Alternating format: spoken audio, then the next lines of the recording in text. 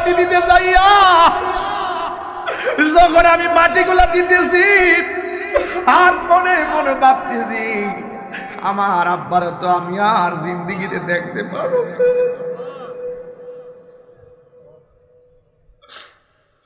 আমার আব্বার মাটি দেওয়ার সময় খবর আমি নিজে নামছি, চেহারাটার মধ্যে দাড়ি মুখ যখন আত্মা বলেছি আব্বা গো আর বুঝে তোমার দেখতাম না। এমন ভাবে মাটি দেওয়ার সময় আমি পড়েছি আমি শুরুতে বলছি শব্দটা বড় ভারী, শব্দটা বড় ভারী।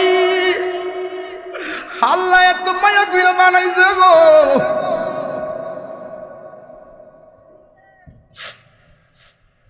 وفيها نعيدكم ومنها نخرجكم تارة أخرى